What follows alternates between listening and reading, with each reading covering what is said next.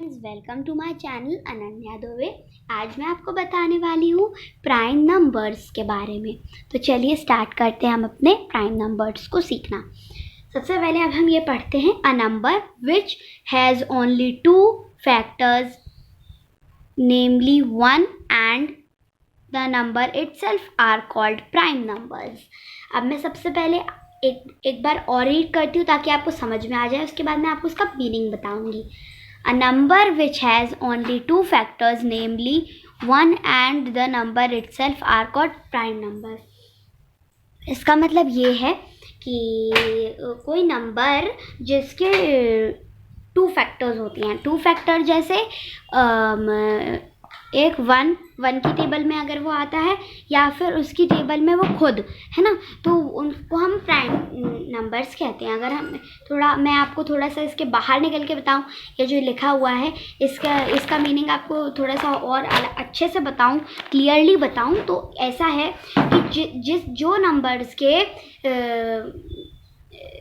One factor होता है, जिन numbers का 1 फैक्टर होता है और वो खुद आप उनकी टेबल में आते हैं।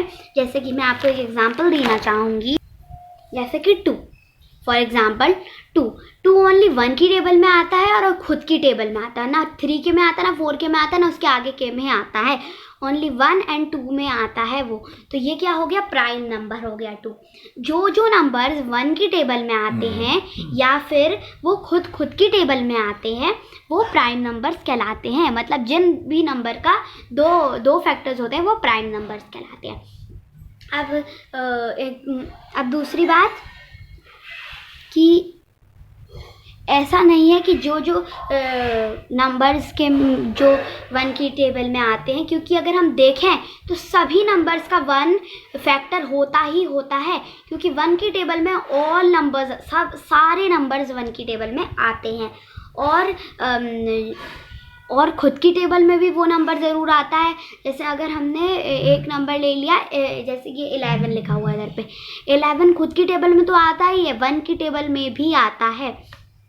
तो ये जो है, तो ये ऐसा है। तो ऐसा ज़रूरी नहीं है कि जो नंबर्स खुद की टेबल में आते हों और 1 की टेबल में आते हों वो ही प्राइम नंबर जाएंगे। नहीं, जिन भी नंबर का 2 फैक्टर्स होते हैं वो हमेशा प्राइम नंबर्स होते हैं।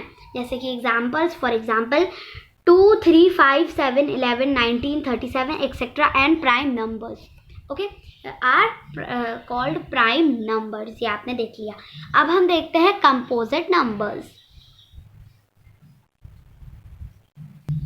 ओके, तो ये देखिए अब कंपोजिट नंबर्स। अब हम ये पढ़ते हैं, number having more than 2 factors are called as composite number.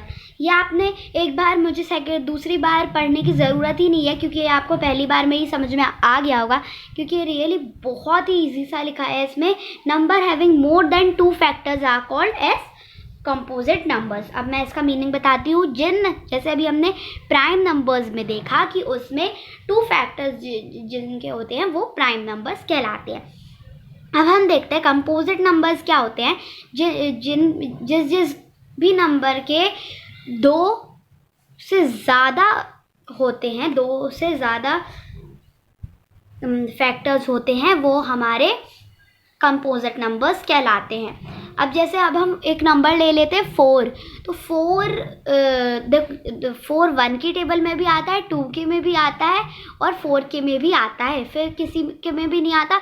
हाँ, फिर भले ही वो नंबर के 3 फैक्टर्स भी क्यों ना हो, तो वो कंपोजिट नंबर में ही आएगा, क्योंकि उसके 2 फैक्टर तो नहीं है, 3 हैं।